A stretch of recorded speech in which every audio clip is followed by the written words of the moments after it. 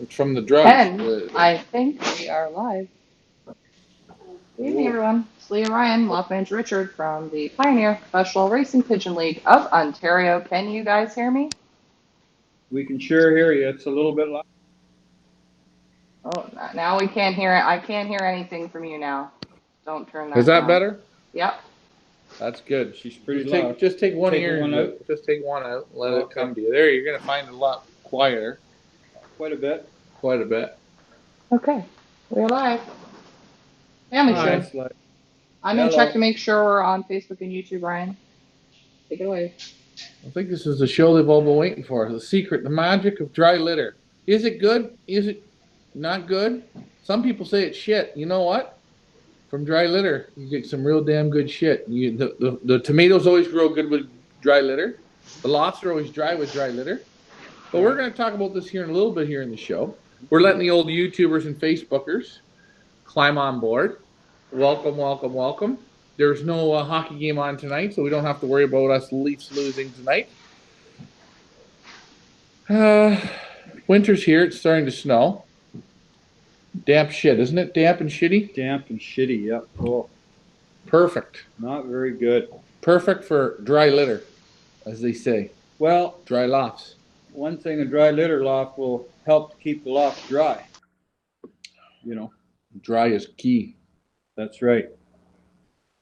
I can't hear you now. You can't? Can't hear Leah. I had to just go on mute for a second. I just had to go on mute for 1 second. Sorry about that. Just had to make sure that we were live on Facebook and YouTube. We are. Hello, everybody. Tonight we're talking about dry litter. What are the benefits of dry litter, Ryan and Richard? Why don't you tell everybody? You know what? I don't know if there's any benefit, because you know what I've noticed with pigeon men in general? They all bake a cake differently. I like dry litter. You like dry litter. You know what? There'll be 400,000 racing pigeon pros here. The guys that have owned pigeons a week. The guys that have owned pigeons 100 years. Yes. That like it or they don't. If you don't mind me saying one thing, I knew a man 20 years ago. But first time I met him was in 1976. And he passed away now. But I can remember, I believe it was 20 years ago. Oh, wait. It was more than 20 years, 30 years ago. He 22 races that year in young birds, short and long. He won 20 of them. That's pretty good. 20 of them. That's pretty good. Plus a numerous bunch of combines. And believe you me, folks, he had about 1.5 foot of dry litter in his loft. Oh, and just to verify, I won't drop the name. He didn't do that in 1 year. That was 1 year. He did that every single year. He pretty much flew. Every single year. I know the man moved and went into another club, and I don't want to mention who the club is. He flew about 2 races, maybe 3, and for some reason, because he was beating them so bad, they thought he shouldn't be in the club. They thought he was cheating. In typical pigeon men style. Congratulations to those pigeon men. Right. They knew who they are. And that's, I know he had a dry litter loft. It was unbelievable. But hey, you know, I will say, there's some people, they don't get it, they don't believe in it, they don't understand it, and they want to have the spickety-span loft. And I don't think it's really spickety-span at all. It looks nice, the floor looks pretty clean, but it's just full of the good goo. If the floor looks clean, take your shirt off. If you're wearing a black shirt, it's even better. And just run it along the floor after you think you've cleaned it. And see what comes on your shirt.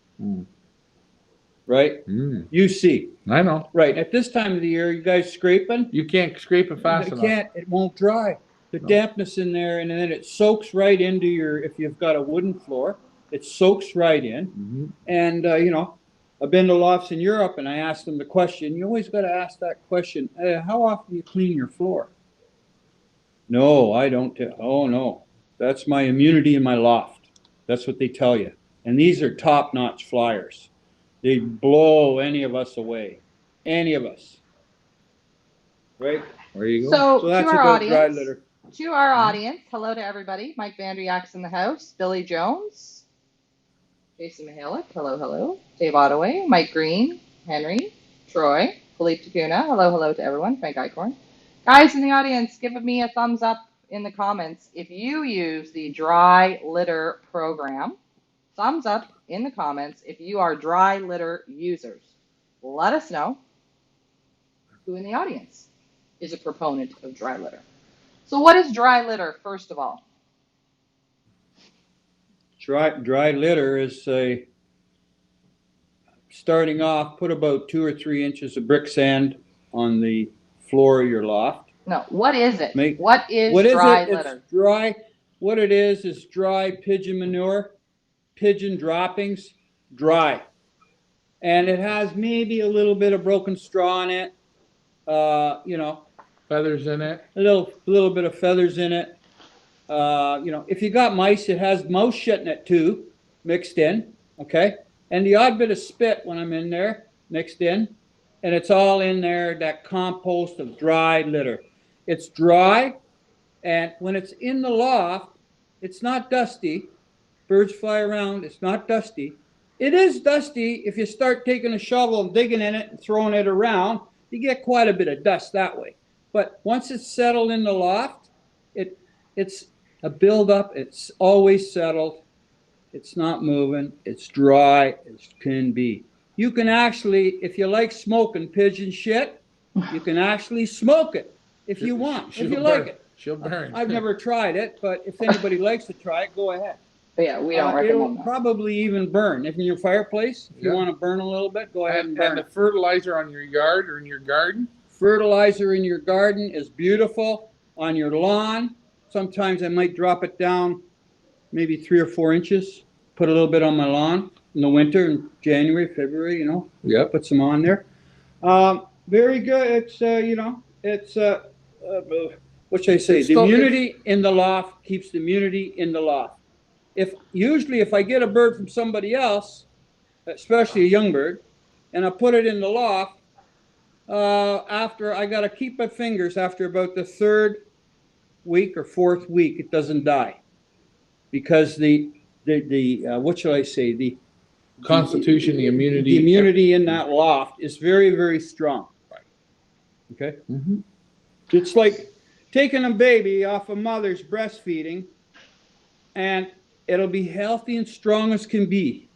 But take that baby after he's been feeding for 2 years, just take it right off and give it 2% milk. Watch what happens. It'll get a cold, it'll get this, it'll get that. It doesn't have the immunity, right? So that's what that's about. So we have a few people here in the audience that are going to attempt deep litter this year. Eric Conter is one of them. Henry wants to try it this year. So for those of us who would like to start with the deep litter, how do we start? How do we prepare our loft to start with the deep litter program? Step 1. I put about 3 inches of brick sand, which is a washed brick sand. They call it brick sand. It hasn't got clay in it. It's washed, clean sand. Mm-hmm. And just put that on the floor, and let's feed the birds. How often do you take the brick sand out? You don't. I left it. I leave come it right on, in the really? box. Well, what do you do? What do you do after a week when you see some shit on the floor? What do? Do you take all the brick sand out, or what do you do? After a week, you won't get lumps in a week. No. Okay. So after maybe a month, I'll get my rake and I'll rake a little bit of lumps off. You leave the feathers down? I leave feathers, I leave all that. Rake those lumps. And that's it. If you're scraping your box, if you're you still want to scrape your box purchase, would you scrape your boxes onto the floor, or would you scrape those into a bucket? Well, or your purchase. Put them into a bucket. If you want to put them on the floor, go ahead, put them on the floor. Okay. Oh, right? so basically, rake it in. Basically, what you're saying is, I can just keep cleaning the loft right onto the floor, keep moving stuff, and it's good. And just rake it around, right? Now, you do recommend on a dry litter floor, right, to really make that dry litter work good, leave it alone and don't mess with it. Correct? Don't mess with it. No, because you got to build the immunity in your loft. Yeah. Now, that's what you're doing. If I'm a guy with a drinker, do you recommend I put the drinker on the floor, or do I Very good question. That's a good question. Yeah, very good question. I put my drinkers on milk crates. Milk crates. Right. It's a little dangerous because if you haven't got milk crates and you're going behind the plaza and you're trying to scoop a couple and they find you, you get your license plate. So definitely put black tape on your license plate. For hooping crates. And wear a hood. Wear a hood. Now, why do you put them on? I put them on a milk crate. And I do this even if it was a scrape floor. But why? What's the reason? Well, I don't want the pigeons sometimes. They might back up and have a crap in the water. If they do any flicking too. Flicking maybe, yeah. And just landing on the ground enough. Landing on the ground, a little bit of dust going right in there, right? So I put it on the milk crate. Milk crate. Okay. And that's about it, yeah. Anything else? I'm trying to think. Do you use feeders? Do I have to use a feeder on this dry litter? No, I don't use feeders. Okay, but could you? You could. Okay, but you don't mind feeding right on it. No, I feed right on the dry litter. What about all the bacteria and all the bad stuff that could be going on the floor and growing? Oh, well, I don't know how to explain that. I don't find any problems with that. You can turn around and if you want to spit on the floor, if you want to spill a beer on the floor, right, it'll be dry in 2 minutes. Dry. Now, mind you, I got 1.5 foot in the one loft there of dry litter. Right. It never reaches the floor, right? It's kind of like when you go to the beach. You know, you go to Florida and you have the beer on the beach. You're sitting there, she's 900 degrees. And you're about 18 beers in, and that one tips over, or you empty your cooler out, and the water goes into the sand, and it's gone in a second. In a second, that's exactly what happens. So, or it's like the earth. If you spill a gallon of oil on your front lawn and leave it, it goes down, down, down. It's gone, purified right through the soil. Proper dry litter is very absorbent, is what you're saying. It absorbs moisture. It absorbs dampness. It keeps the loft dry. Dry. Your loft must be dry. You can't have a leaky ceiling, right? Or every single night you spill a gallon of water in the one spot in the floor, okay? It's going to soak. It's going to get. You're going to screw it up. It's not going to be good, right? But I got in another loft, right? Sometimes in the winter, the snow it happens to blow in that way, right? Because I have the windows, wired open, and I go in there, holy jumping, the whole floor is covered in snow, right? And I go the dry litter. Right on the dry litter, and I'm going, oh, geez, how in the heck am I going to get this off? You must then take all that dry litter out and start again. But I just leave it because there's so much dry litter. By the time that melts, it's gone. It's dry. Now, you guys might think. How long have you been using the dry litter program? How many years? Dry litter has been about 49 years. Older than me. He's been on dry litter older than me. Yeah. And when I was a boy, I had dry litter, but didn't even realize it. I never used to put brick sand in, but I never cleaned much even as a boy. But really, physically, 49 years. So, 49 years. Bob and Richard has been using the dry litter system for 49 years, have never had any serious health problems, have never had entire young bird teams wiped out with sickness. You've never had anything catastrophic. The odd time I get a bird that looks at me what I call sideways, okay? And I just take it out and put them in the garden. You know what I'm saying? Right. So you get a little bit of, maybe you get that paratyphoid, or he's got the Humpty Doo and the little bit of this and that. I see it. I just put them in the garden. That's all I do. Right. And again, to say in your life of flying, have you ever had bad years of raising young ones and having catastrophic wipeouts with lots of losses? We've had that. This is called the world life of racing pigeons. No, but I'm saying it's not a consistent theme. Clearly, no. Where year after year you're fighting respiratory and young bird sickness and wet droppings, right? I got my stock hawkbirds. In there, there's 1.5 foot at least of dry litter on the floor, okay? And I got that open aviary, right? It's 12 by 20, whatever it is, round, And I got, you know, the birds are out there in a purchase and they crap in there. Mhm. I clean it out the odd time with the shovel, right? But it's raining, right? And there's little puddles in there. My old birds are drinking out of those puddles with crap. Wow. Okay, I'm just saying. I went in there today. I threw them a little bit of bread. I Yeah. find a dry spot because it was snowing and dripping. And I said, holy jumping, one little piece of bread went into a pigeon shit puddle. The cock went and pulled it out in the puddle, pulled it out and ate it. My birds are so healthy. They're unbelievable. I'm just going to get to the comments here quickly. Dave Ottaway says, you had dry litter back in 1981 when I was at your loft.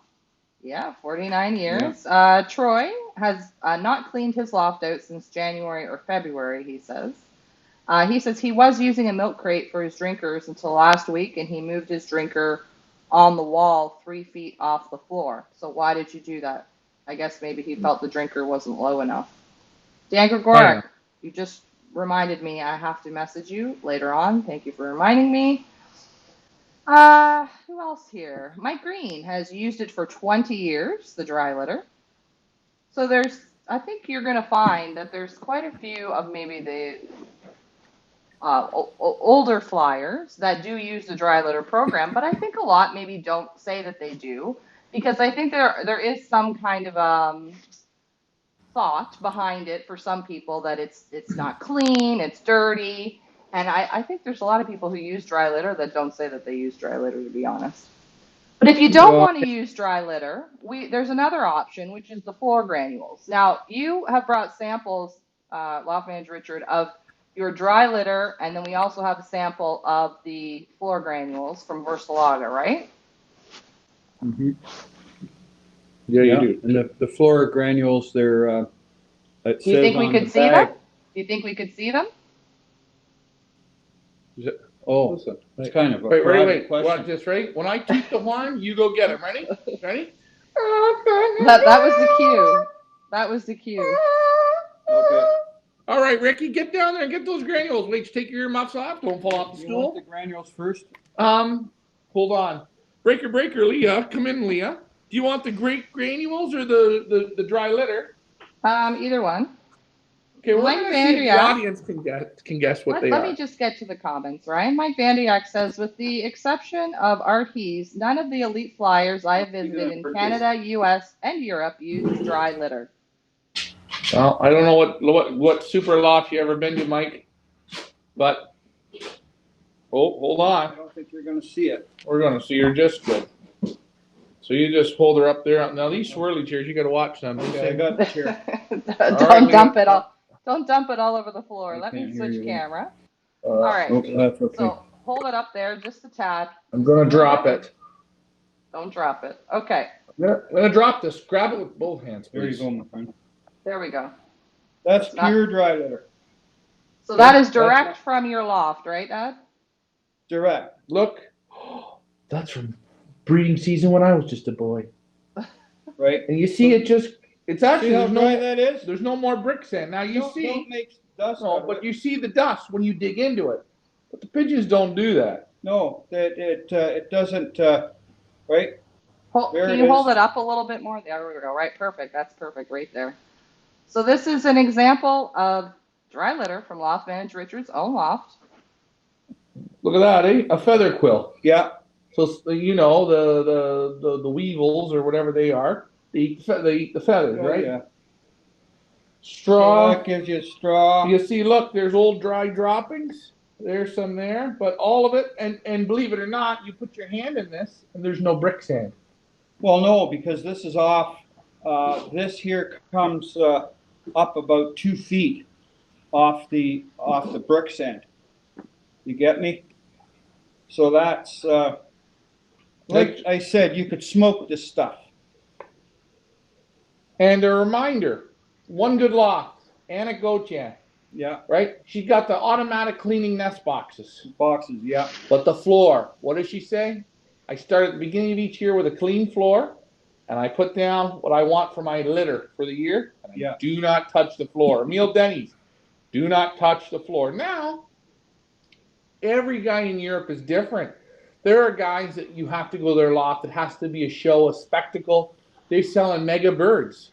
They want everything to be pristine. You will never see dry litter at Mike Gannis's loft because every day there's 3 to 5 people that go there to visit. And people get what they call a turned off, they go, oh, it's not perfectly clean. Get this one. I remember the interview with Guido Madrusin last year, and Guido. Oh, Guido. Guido. Yeah, Guido. And we asked him, what do you do for your sending out your one loft birds to one lofts? Mm-hmm. Well, first of all, he said, what do you do with your birds? He said, oh, I clean them every day. I clean them whatever at night, in the morning, and all this stuff. Okay.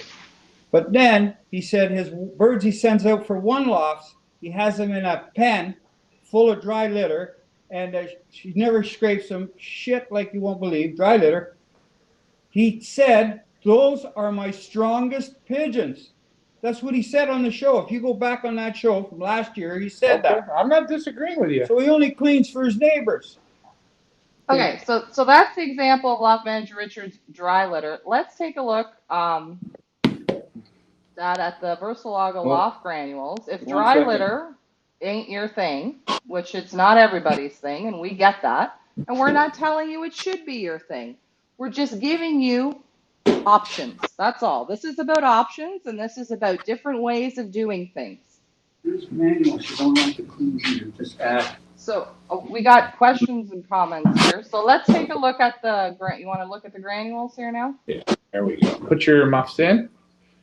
Remember, guys, put your earmuffs in. I've got somebody here that's over the age of 65 years old, so I got to walk them through it. Sorry. Yeah. All right, okay. There we go. So these are Versalaga Loft Granules. Let's hold the camera down a little bit, Ryan. Just a tad. There we go. So what's the difference? Okay, obviously dry litter is composted poop. What are the Loft Granules? What do they do?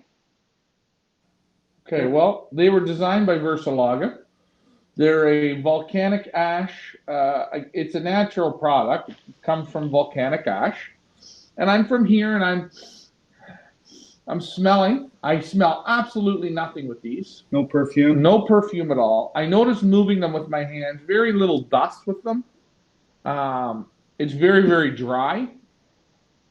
It's absorbent. It's absorbent. I don't know how it tastes. I mean, probably you put one in your mouth because all it is like a rock. Is a rock. The birds like it. The birds go in it. I see the birds, just like the dry litter, they pick through it. I've never seen them have any problems. I'm sure they could even eat this because it's from Mother Nature. And I guess because in the stone, it fights coccidiosis. So yeah, that's what they have on the bag. Yeah, it's a very nice looking, and I think it's very nice looking and very good dry litter system. It's very airy. And it allows you. It allows you to keep a dry litter loft. Looks good. Birds like it, and it works. Yeah. And again, you get a bag of it. A bag, what is it? 25-pound bag? No, it's more. It's 22-kilo bag. 22-kilo bag. 44 pounds. And I use there, and in my sections there that are 6 feet by 4 feet, I put 3 down for a season. Per section? 3 down. I put it a little bit heavier. Yep. And that's it. I don't add nothing to it.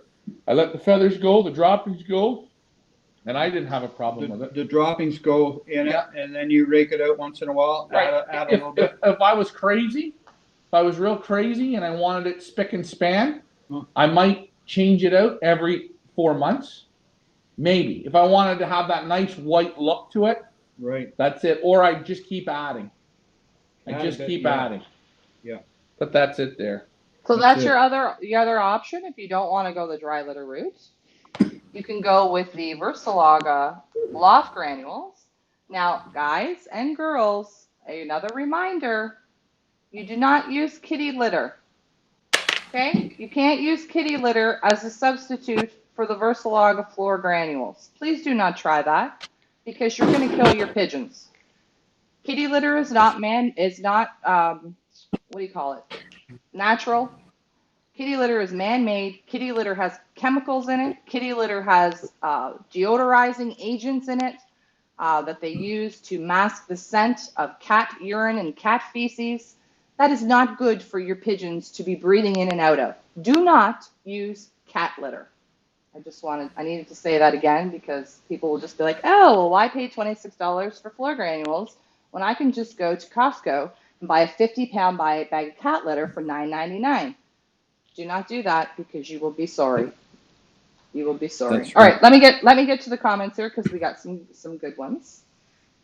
Dave Crozier, nice to see you on. Tell Lori I say hello. And also, I did find her a pink Pigeon Boss hat, by the way. So next time you come down to the village, I got a pink hat for Lori. Moving on. Dave Ottaway, I like to see the poop during the race season, so I can see it in the off season. Nothing wrong with that. I think that goes along with Ken LeBoy's comment that you can't see the poop or who pooped. Poop tells a lot about health and stress. Now, Ryan? No. Well, but how do you? Can you just wait? Can we wait? Just hang on one second, please. I know in the one loft, you're always looking at the box perches and looking at their poop. Now, in the race loft, we use the Versalaga floor granules, so it's the same thing. The birds are pooping, it gets absorbed into the Versalaga granules, but you're checking the box perches for the poop every day. Richard, how do you check the poop? With a stump perch? You're using the dry litter program. That's good. I know how you're going to tell me. I know. I often swab their rears. No, listen. No, if I've got those stump perches and the droppings go down, I can see if there's something wet. And more so, I see what the birds look like. If a bird's not feeling well or is crapping, not feeling well, I can see it. I watch the birds. I can see it. If you're looking at really how the droppings are, you don't have your bird on a stump perch. You don't have your bird on a V perch. You have them in a box perch. Okay, if you want to see and that, you can sit there and you can go and you can take a picture at night of who's sitting in what box. And if you're real talented, you'll snap a stick and they'll all go into the same box every night. Right. You got to put time in for that. Yeah. And then you can sit and you can watch. Another thing, I seen guys with stump perches. I walk in their loft, I look, I go, these birds aren't right. How can you tell? The wall is completely soaked. You can see the droppings don't come off like little marbles and hit the ground. You can already see it. You can see it on the tails of birds. If birds are shitting onto the other birds. But overall, I think a box perch, if you're going to get down and study, I don't need to study the floor of the droppings. I'm not interested in that. I'm interested in the box perch and really looking at it. Forget the floor. Right. I don't know who's crapping on it. Well, yeah. How do you know? How do you know who pooped where when you have 100 birds or 50 birds in a section? And how do you know that's the blue bar's poop? How do you know if I sit and when I'm feeding my birds and I sit and watch them, when they go to have a dump, they always, because the marble's coming out, they always go, the marble comes out. But if a bird's there on the floor and it just, well, he's got the shits. Well, you know that when you see it in a box perch. Yeah, in a box perch, 100%. And you can really analyze how the shit's sitting, how firm it is. On a V perch is not the same. On a stump perch is not the same. I think a box perch, if you're really analyzing into the shit category, is what you want to look at. And hey, again, if you want to clean your loft by scraping, I suggest you have heated floors. Make sure they're on all the time. So when that bird craps and you scrape it, what does it do? The floor dries instantly. Because what does wood do? Wood soaks. Wood absorbs. Yeah. So whoever's got a wooden floor, the wood will be always damp. Yeah. The layers. Yeah. They keep drinking it up. Yeah. So you should have a plastic floor. Floor should be dry. And it should be a plastic floor with heat. If you want to get what we call super crazy into it, I recommend that. The other thing, if I go in my loft, you should walk in and absolutely do not smell any pigeon. Okay? There's absolutely not any smell in my pigeon loft. Okay? When the birds are right. Yeah, if I smell, something's not right in here. Yeah. If I smell pigeon, something's not right. And it smells like rotten. It smells just what? It smells like a sour. Like it has a sour smell. Sour smell. Yeah, you're right. And I've smelt it before in dry litter loft when we've had it and the birds are off. You smell it. It still smells. But when the loft's dry and the dry litter or the loft's clean, it's a sweet smell. You smell nothing. Dave Crozier says, so you can't beat good shit, basically. That's what we're saying. You can't beat good shit in your own loft because it builds up your loft immunity. And it works. It's worked for Richard for 49 years, and it's worked for many others, as you can see in the comments. Dave Ottaway says, how about hardwood pellets for a pellet stove? Jason Nelson uses wood pellets and he flies well. Have you ever heard of using hardwood pellets? Okay, shavings for sawdust is absolutely no way. That goes along with the cat litter. Yeah. Right, okay. Now, I went to Europe, visit quite a few lofts. They have tree bark. It's like cedar. They call it shavings, but it's not. It's like when they go to, I don't know what they do. They plane the wood. Yeah. They take the bark off, just the bark. A lot of it's cedar. Right. It's different than what we now, have as here. far as wood pellets go, I never use them. I don't really know. I don't know what's in it. Like, what do they do to make a pellet so everything sticks together? Like the pellet. We don't know. We never use it. Yeah, because I would be concerned about glue or anything else manufactured that they're using in those pellets that could be harmful. We know for a fact that wood shavings, any kind of a wood chip, how do you say it, Ryan? Wood shavings, wood sawdust, or whatever, is a definite no, because it causes respiratory. We've seen it in birds that come over from Europe that are in widowhood crates packaged in wood shavings, and it usually doesn't end up well. I'm not sure if Richard, can you hear me? Can you guys hear me or no? 1 second, okay. We got problems. Oh, there we are. We're back now. Okay, perfect. So wood shavings are a no. Sawdust is a no. Kitty litter is a no. Anything man-made is pretty much a no. Yeah, I'd almost say that. Now, some people, they say, come on and take a look at my pigeon loft. I just built this real nice loft. Really nice. The whole thing's made out of chipboard plywood. It's all glue, and when it's hot and humid, maybe you don't smell it, but it lets off an aroma, which is it's not good for your birds. Well, then that's another. What should your loft floor be made out of? Your floor? Oh, your floor, your loft in general. You should always try. Hey, what's great is you should use old wood if you can. The oldest you can get, barn boards. The oldest, what called seasoned wood. Seasoned wood's good. Right. And we were talking there, the new Pioneer loft or your new loft. That's better than the loft I got built. It's better. Yeah, it's made out of all planks. All planks. What you should call planks or boards. Board. There's no glue at all. No, absolutely no glue. It's natural wood. The only thing is, it is brand new, and it takes a bit of time to dry. And you're seeing it dry out there now. Yeah, that's why we're not painting it. And it's the same wood that they put on barns. Barn boards, it's the same wood. Have you ever seen a barn that's never been painted? It's gray and it's old wood. Old wood. So that's the best wood to get for your pigeon loft. Very best. And you see there in the UK a lot, very damp there. The number one thing they use for their lofts are cedar. Yes. Cedar tongue and groove. Tongue and groove. And you know what? There's a reason why they do that. The lofts are a lot more money, but almost everyone's on the cedar there. Mm-hmm. It breathes. It breathes good and it's dry. You look at cedar. It's just instant dry.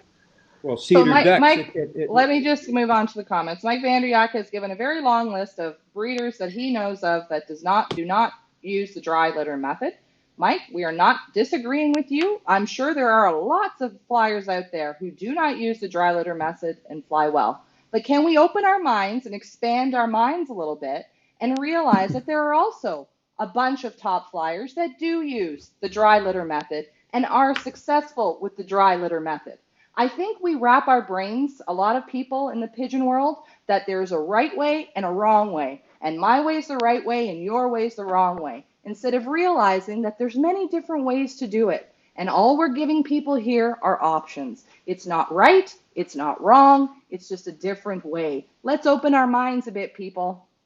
Right. And I'm going to tell you, the guy that kicks ass cleaning the floor twice a day, he's going to still kick your ass with a dirty floor. He might actually even do better. But again, a lot of them too. There's a lot of guys that can't have a dirty floor. Number one, it's not in them. They like everything spickety-spanly clean. Well, they think, I told you, they think it's clean. There are those people who like that. And another thing, for selling pigeons, you want to have everything pristine. Well, how many guys, some guys I speak to, and I don't tell them the way I keep my birds. I just say, how do you keep your birds? Oh, I clean them 3 times a day. Well, why don't you tell them? Why don't you tell them? Because people are judgmental. Here's my people are judgmental. Take it off and rub it on your floor. Is it clean? The people at Elite Center, they're building new lofts, wings. They got the kittle wing, the whatever wing they want. You know what they got? They got dry litter. No, they don't. They got graded floors. Yeah, what does that mean? They clean the loft out maybe once a year. They're on graded floors. Graded. The shit goes through, but where does the shit stay? Stays in the section. What is that building? Immunity. But to you, you walk in, well, I've never seen 17 miles of graded floor before. That looks great. It really does. But you know where the health is? It's down in the bottom. I just like to ask Go ahead. a question. The fellows that clean their floor 3 times a day, okay, twice a day. Number one, what kind of performance do they have in a combine if they're flying? What is their performance? Number two, what is the medication they're putting into those birds? They're pumping, how many drugs they pumping into their birds? Okay. Number 3. 3 points here. Go ahead. Number 3 is. We don't even have a remember third now. one. Number 3. You're getting old. You're getting old. Well, COVID, they said you lose memory. You know what I mean, Bob? Go ahead, Leah. Go ahead. Ryan asked what lofts I visited. Ryan is saying that daily cleaning is wrong. I never said deep litter was wrong. Both work, but the elite lofts, for the most part, clean the floors daily. I don't agree with that. Okay. I think they do clean them. I don't know. I don't agree with that. Look at the Stabell family. You're trying. They do not go. They come on. When we went to Holland and visited. They listen. I'm not saying to not clean your loft. I'm saying you don't. The floor of your loft. I recommend clean your box perches. Okay, that's good. Clean them out. You can look good. But the floor, you're building your loft immunity. If you go to Emil Denny, and I'm going to use him because you know what? He's at the top. He's a top flyer. He said plain black and white. I do not mess with the floor. The floor is the loft's condition. Anik, don't mess with the floor. Exactly. Now, Xavier, don't take that litter out. You lose the form. That's what they tell you. Now, Xavier, him and his wife, we were in the loft. What was his wife doing above us? Up on the next story. She was scraping the floor. She was scraping the floor, but that's what they want to do. Right. Okay? Each to their own. Bart Verdan. Go into Bart Verdan's place. The floors weren't spickily spanly clean. The boxes were super clean, but not the floor. Hey, guys, I've been to quite a few lofts, and I'm sure, Mike, you've been to even more than me. There's a million ways to bake the cake. I get it. But I can win with dirty floors. I can win with clean floors. And I know these guys can do the same. Okay. Sorry. Dry litter is, I'm just going to correct you. Dry litter is not a dirty floor. Yeah. There's a difference between a dirty floor and dry litter. Well, let me do another demonstration, okay? Hold on 1 second about dry litter. 1 second. Blue Ribbon Racing Loft over on YouTube. Nice to see you on, friend. Okay. He says that I use dry litter, and I love it. Dave Crozier says that he has raced both ways and had good results. Perfect. Thank you, Dave, for that. There you go. You can go both ways. Is it the floor that makes the race team, or is it everything else that goes along with the floor? Hold on. Okay, so I want to show you folks something. Okay, wait, just a minute. Hold on. I got to take the banner off. You're moving too fast here. You're getting involved in the dry litter conversation. They would say bullshit, but we say pigeon shit. So put your hand in front of the camera on what you wanted to show. Okay. See my hand? Yes, Pull your we hand see your back hand. a bit. Yes, Okay. we see your hand. Watch this. Yep. Watch this. Okay. See the shit? See the dry litter in my hand?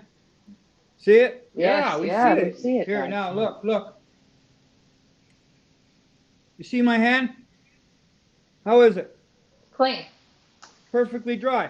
Now, if you want, I can go and have a little pee in here, and we'll check that out in about 4 or 5 minutes. Let's not do See that. how wet that is. If Let's you have not some, do that. if But you I'm have just some saying, water, you could or put we some can water throw in some there. water in here. Okay. We don't need to urinate in the Want some litter water today. What, you're gonna take this with me and screw this show up? No, it's you know what? You have to see the forest through the trees. When you Dave guys Ottaway says, I had a super year in young birds, 1 year with 4 inches of dry litter, too busy to scrape, did not hurt them. And I think that's another misconception. Just because somebody has dry litter does not mean that they're lazy, does not mean that they're overwhelmed, does not mean that they shouldn't have pigeons. I know, Dave, you weren't implying that, but I also think that some people think that as well, and that is not the case. Did he fall? What happened there? I love them. Look at this. No smoke, no mirrors, and no bullshit. Ricky, this is why we call him goddamn Ricky 7. Here it is, folks. Look, ice cubes in dry litter hand. I didn't wash my hand. There you go. Now, Leah, look at the ice. The ice is in perfect shape. This is why he's known as Ricky 7. Again, he is related to the Cristiano Ronaldo lines. No, Tracy is in the house. Hello, nice to see you. Robert Daughtry says that he uses the slated floors. And he scrapes every morning when he puts the fresh water. So he's using the graded floor. So where's the... It's going down through. It's going down through, though, right, Robert? He's on dry litter. He's still on dry litter. He's on dry litter, but he's just on the grading. Here's the best thing. We're going to take Tracy, for example. She's a newbie. She's not sure. She's thinking she might get a couple pair of pigeons, right? I already know from Tracy. Tracy likes to have a good time on the weekends. She likes to go fishing. She likes to do karaoke. There's things that she does. Leah, and you know what I mean, right? Because we talk to her from time to time, right? Mm-hmm. First thing I would say to her is, Tracy, put your birds on dry litter. So you can keep doing things that you like to do, enjoy your pigeons, and you're not going to be out there cleaning like a nut job. If you don't want to. If you don't want to. I mean, if scraping is your thing, by all means, scrape away. Scrape away. And if you're successful with having a pristine whatever, cleaning every day, great. That's fantastic. But you could also try it this way. And you might have great results this way. Loft manager Richard, 49 years, never had an issue. On and on. Dave Crozier, Troy Spencer, Dave's used it. Dave Crozier's used it both ways. And on and on and on. The other thing, too, is if you happen to fall down in the pigeon loft, you're falling into a 1.5 foot bed of nice dry litter. Saves on the knees. Soft, yeah. Soft. Where, especially when you get over 65 or 70, you know what I mean? Now, so if you fall onto the plywood, it hurts. Okay, you won't hurt yourself. Dave Ottaway said that you could bag it and sell it. Now, I have also heard some people ask for dry litter from other lofts. Is that a thing? And why would you do that? No, you have to make your own dry litter because you're taking your culture, I guess you want to call it, and putting it to somebody else. It's not good. You know what I mean? It's like, it's not good. It's like kids drinking all out of the same fountain when they go to school and they get sick. They get whatever. It's your own stuff. Watch. If he was leaving here to move to Nova Scotia to raise pigeons, take my own shit with me. He'll take 3 or 4 garbage cans of dry litter and put it down thin on the floor just to keep in the new loft. You bring the immunity with him. Okay. One fellow was telling me he moved from here to Florida or New Jersey. I can't remember who that was. And he took his dry litter with him. Yeah. And put it in his loft when he got down there. Yeah. Can't remember who said was that. It? Did he say it to you or? Yeah, we were here together. Wasn't it the AAA lofts? No. He moved from New Jersey to Florida. And he took his shit with him. No, because AAA's on Granules. And this guy was so successful. This guy flew pigeons here. Oh, and won races. It was Ian. Ian was saying about what's his name, Shippled. Yeah, Shippled, that's right. Shippled would do it. The man was winning races here and moved his loft somewhere to Florida or somewhere. Yeah, he was winning there. He'd bring the birds back and forth, and he said he thought for breaking the birds. That's right too. Yeah. He thought for breaking the birds, it helped break the birds because of the immunity of the loft, the smell of the loft, his odor of the loft. It's like, again, you know what? You go to somebody's house, okay? Let's say they're Asian or something, or they're Indian. You go to their house, and you smell curry, and you smell all that food. It's into the house. It's right into their clothes. It's in the house. Yeah, that's right. It's different. So that's right. Well, hey, prime example. Get off a plane in Florida. Walk out onto that runway, and what do you smell? Swamp. Yeah. 100%. Yeah, you can smell it. But the people there, what do they say? Well, what are you talking about? It's such nice fresh air today. Yeah, so and we love everybody from Florida. We love Florida. We think it's great. But we do notice, as Canadians who, normally live in minus 30 below weather, when we get off the plane there, it does smell a little bit swampy to us. I'm not gonna lie. I'm going to say as well, if you got a foot and a half of dry litter in there, that's insulation to winter cold. For your floor. And dampness coming up through the floor, okay? You can put your hand in dry litter when it's minus 20. It's cold, but it's not freezing. No, you're right. Put it on your wooden floor and watch how it feels. It's a lot colder. You got a foot and a half of, what do they call that for insulation? Fui. What do they call that? Fui insulation. No, there's something, an R10 or an R20 or whatever they call it. Oh, yeah. Rated. Bill Vulgaris, nice to see you on. By the way, guys, in case you guys didn't know, FeathersLakePigeonAuctions.com or FIFA.ca, the V&V Lofts, the different lines online auction right now. Bill Vulgaris is the breeder. He is in the house. He will be with us on Thursday. Breeder Q&A over on our Feathers Lake Pigeon Auction page. Just wanted to say that. Bill says, Canadian fur, if you can afford, is the best. I think he's talking about to build your loft out of Canadian fur. Canadian fur. Yeah, wood. Real wood. Yeah, real wood. That's what we got on the new loft now. So Ricky's fur. Ricky 7. I'm going to say on dry litter, and I'm not going to brag. We sold 1,425 gold bands. Roughly 65 guys flyers bought. There was 8 people that finished that race. 2 of them were on dry litter. And 1 was me on dry litter. Yeah, same with me. Right. Okay. And so, I believe Tony is almost on dry litter as well. That's 3. 3 of the 8 guys. You know how many 8? Hey, let me get to the comments because on that one. Mike Fandiak now says Art He's moved his dry litter from California to Spring Hill, Florida. I thought you said in the previous comments that he did not use dry litter, but okay. He moved his dry litter from California to Spring Hill, Florida. Dave Crozier says, Ricky, don't fall out the door of the Twisted Sister. Oh, God, I know. We're going to get him a harness. I think that's going to be his Christmas gift. Ian Sybil said he was the first guy to win the Golf Classic twice. The fellow that you were talking about there, Ryan. Yeah, Shippled.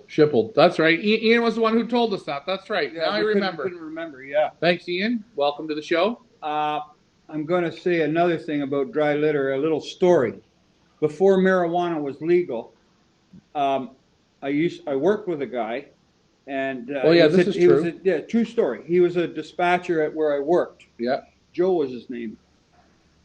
Probably passed away now, but anyways, he said, "Hey, Rich, I heard you keep pigeons." I said, "Yeah." He says, "Is there any way I can get some of your pigeon manure?" Because he planted marijuana on Crown land up north. Oh, Jesus. So I said to him, "Hey, Joe, no problem if you want." Now, broke my heart. So we had a station wagon, full-size wagon, one of those old wagons. Let her go, Ricky. So I got bags, and I put 28 bags in the back of his wagon. Like, full. Each bag had to be 50, 60 pounds heavy. So what happened? What was the end result? Did he have the best crop ever? Let me finish. Okay, so he took it up, took the dry litter up to his where he had the plants. Crown land, government land. He just planted it on. It put a little bit around the plants, right?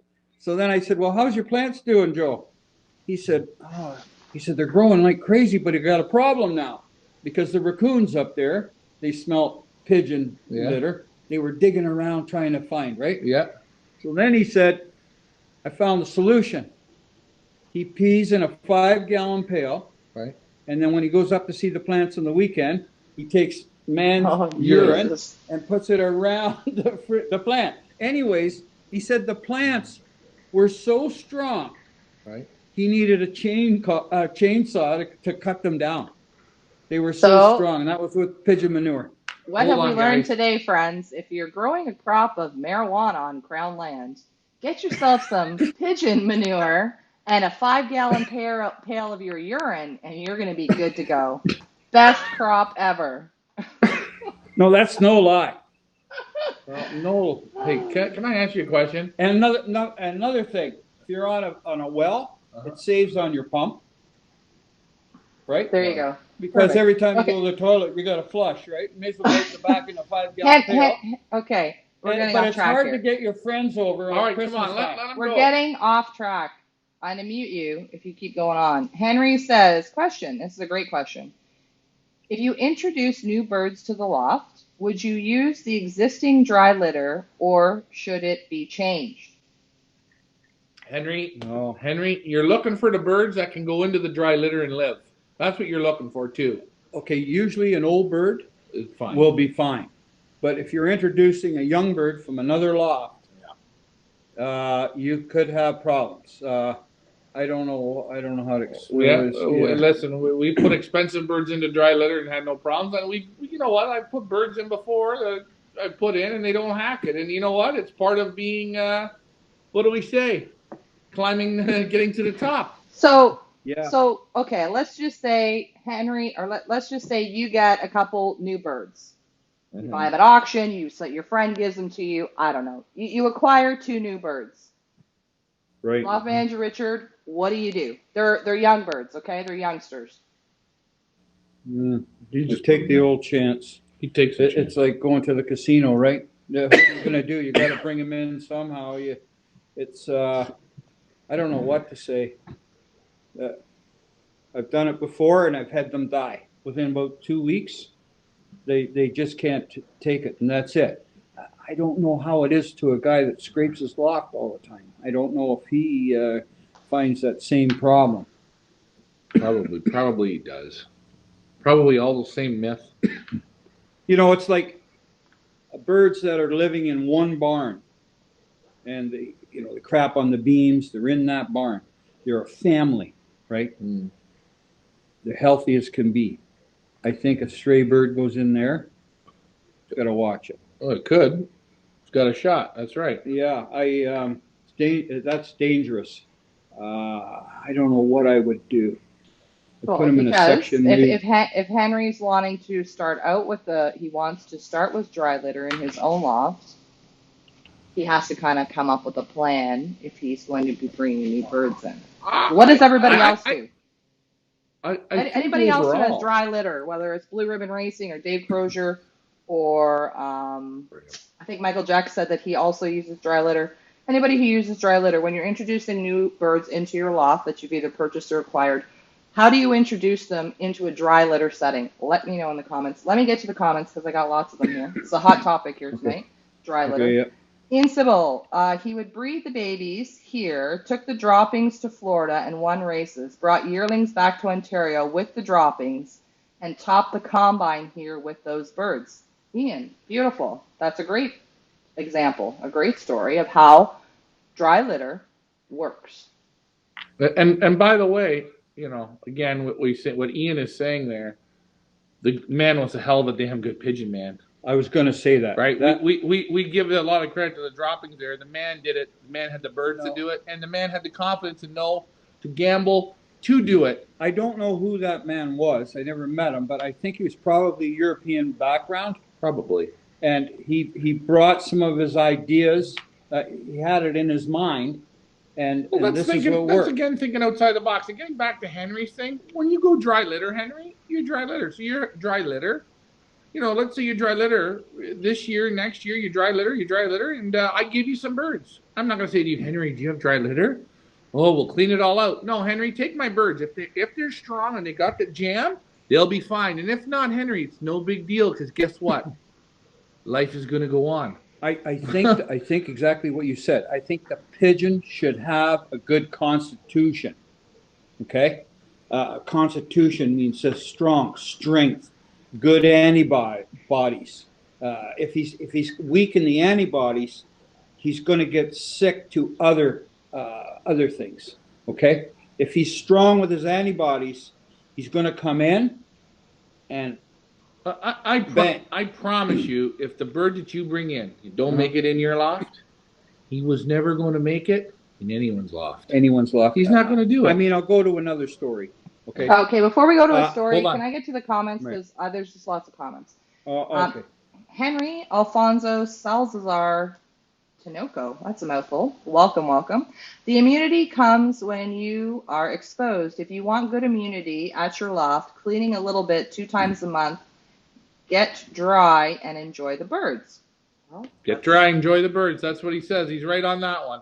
Get dry. Simple word, get dry. Go ahead, Leah, next one. Mike Vandiak, nothing is better for the garden than compost pigeon manure. That is for sure. Well, we agree on that, Mike Vandiak. Perfect. Dave Ottaway, I use my pigeon poop on my ants on the farm as a teen. It's wonderful. Ants? Okay.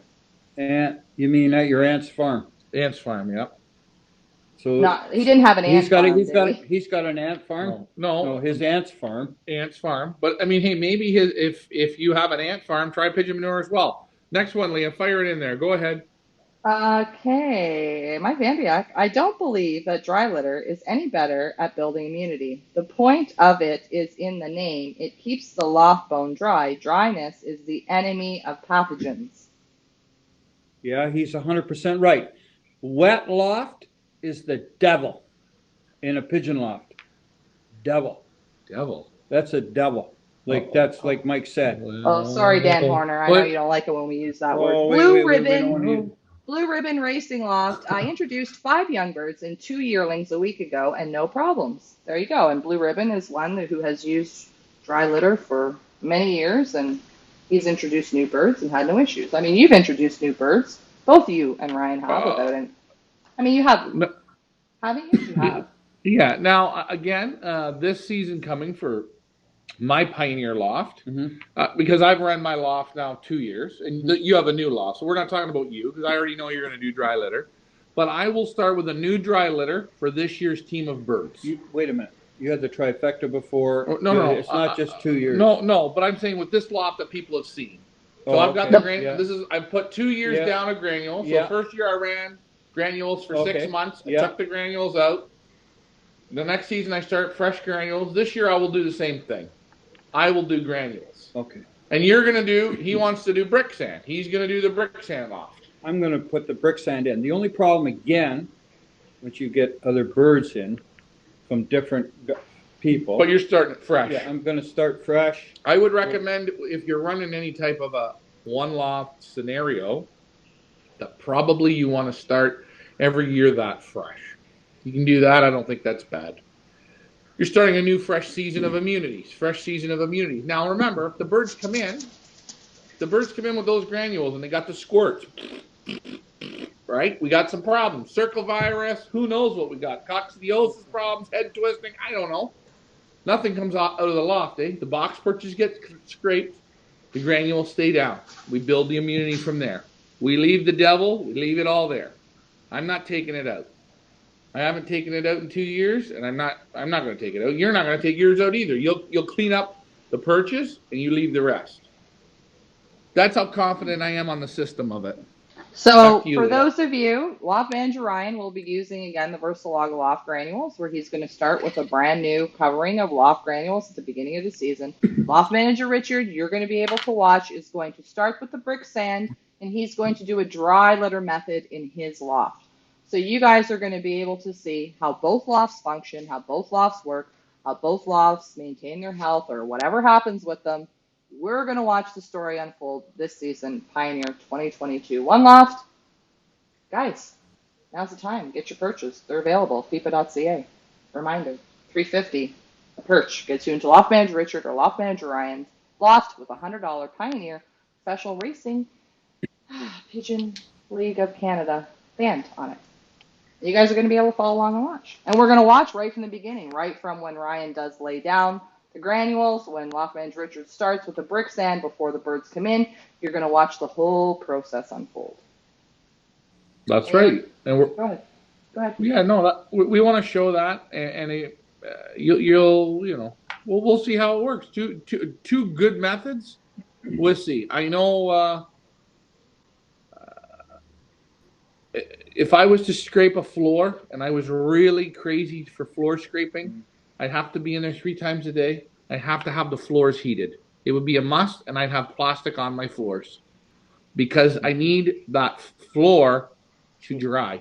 Yeah, if you put it on wood, no good. You get a fresh crap. Every fresh crap almost has a bit of moisture on it. Paper is wood, right? Yeah, paper is wood. It soaks. If you put my glass on paper, it's wet. Yeah. You put it on this plastic and it's heated. Yeah, she's dry. Yeah, it's dry. So Robert Daughtry says that my show loft and breeder loft had dry litter for 8 years and no sickness, but he says he only scrapes my racing birds. So Robert, question to you: why do you scrape your racing birds? I'm just curious. Did he scrape his floor? He said that his show loft and breeder loft had dry litter for 8 years and no sickness, but he scrapes his racing birds. So why do you scrape your racing birds, Robert? I'm just curious. I think if you're waiting for his answer, my answer is sure. He thinks scraping his loft makes it better for his birds because he's scraping, and really what he's doing here is he's saying 8 years everybody was healthy and beautiful, and now he's scraping his race loft. He does it differently in his race loft than his other loft. So his race loft, everybody's healthy as well. Everyone's healthy as well. Yeah, maybe. Yeah, I thought I seen Robert had some graded floors. Regardless, I mean, people think differently. Robert Daughtry. I thought he had some gradings on his floor, but maybe I'm wrong. The thing I don't like about gradings on the floor, birds don't like to stand on that when they're if putting feeders out there. They don't feel comfortable. It's like in your boxes. If you want to put a brick in your nest box, like for a cock to sit on, or a block, or a block of wood, right? Right. Put a block of wood, because the block of wood never, like in winter, never gets that cold. And it's the cockbird's little throne. His throne. He likes it. Right. Or, I hate to say it, a nice hard lump of pigeon manure. Hard. Sits on that. He's so happy. Something happens there. He's so happy. My Maniac's really going to come for us now. Go grab a lump. Mike. Go grab a lump and show him what a lump looks like. Go grab a lump. Ricky, Scott Reed, come there now, boy. While you grab a lump, I'm going to. Scott Reed you want says. Me to grab a lump?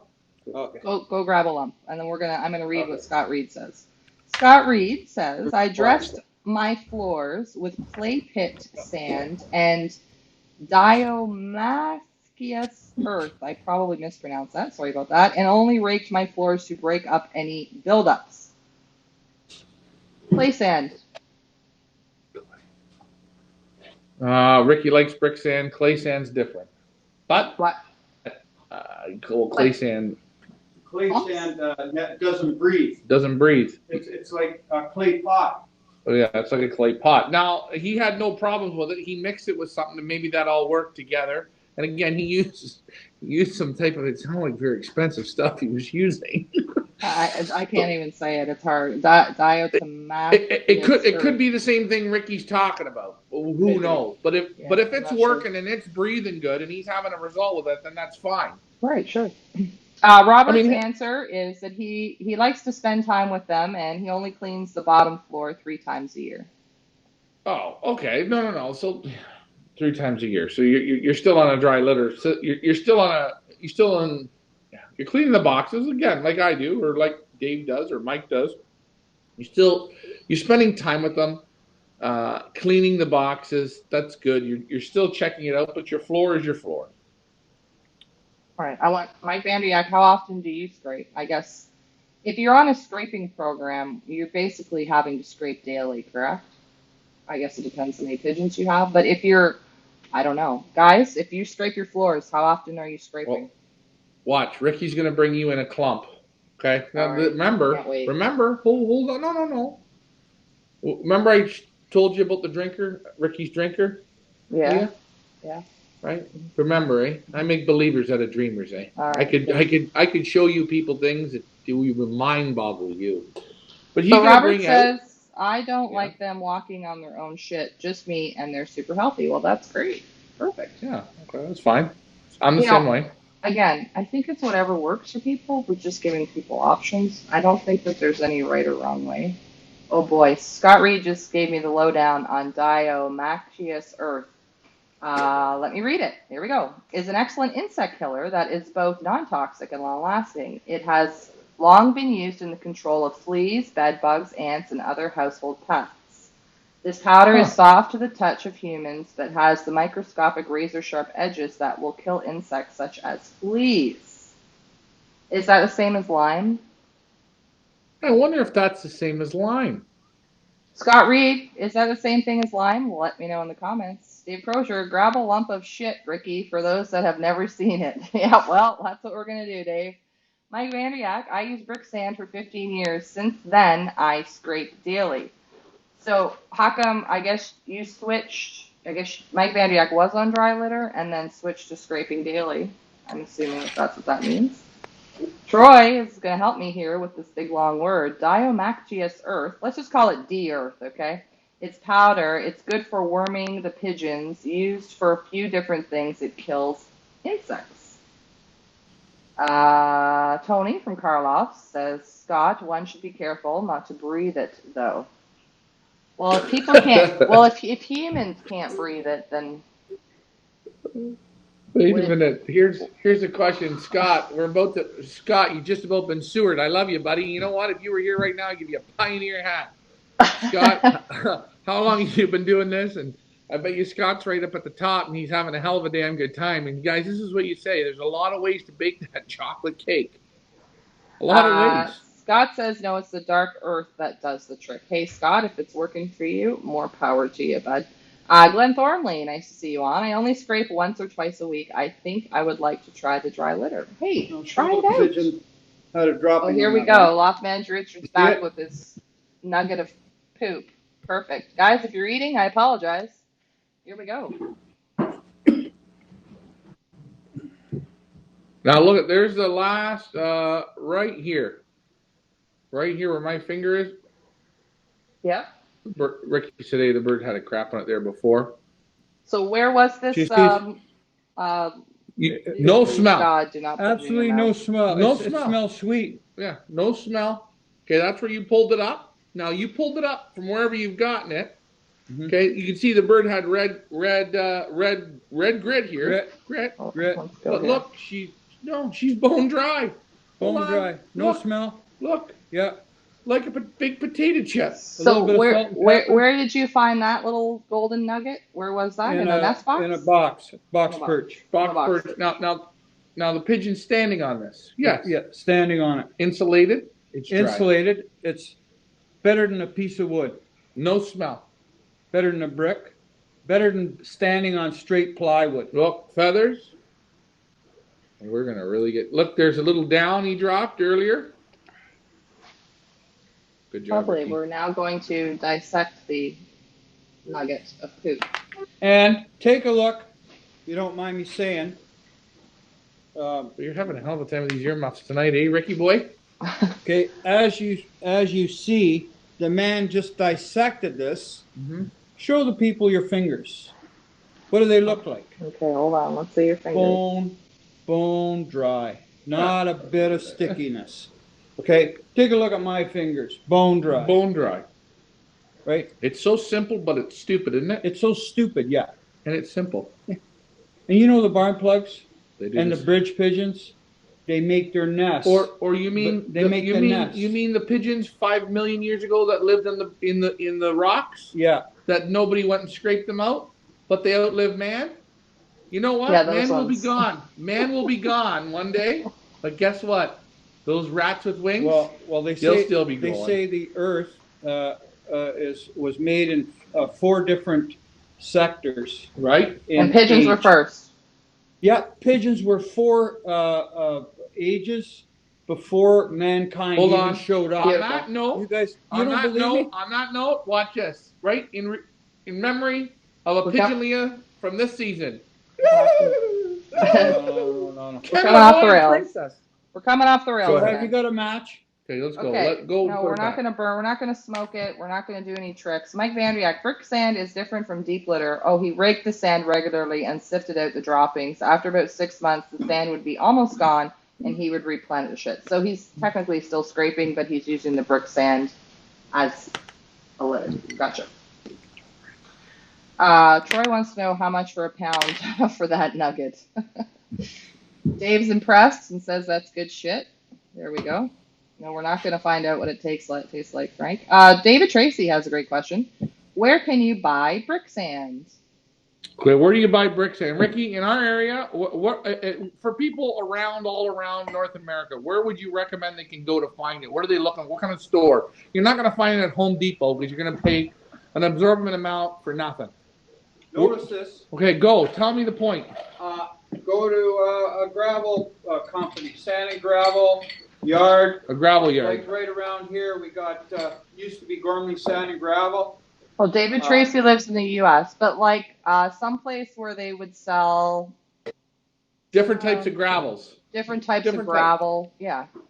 Yeah. Types of gravel. A place that, let me get my... Hey, I'm going to tell you something. When I go to Florida, like landscaping supplies, maybe? Right. Yeah, maybe landscape. Yeah, you say you want brick sand. You just, hey, you know what? You know what's great? We got this thing called Google, and you'll find it. But I'll tell you, listen, you know what I love? If you go to Florida, if you guys ever go, or you go where there's the ocean. Ocean sand. Okay? And you want to bring yourself back something for your pigeons, just go when the tide's out, scoop up the sand, put her into some Ziploc bags, leave your clothes at the hotel, and bring the sand back, put it out to dry, and give it to your birds, and watch what they do. They devour it. So if you want to find brick sand, you go, it's like the bricklayers, they're building houses and all that. They use brick sand. So you go to, like, around here. We figured it out. We just told them what to do. Gormley Sand and Gravel. Hey. It's about $35 a ton.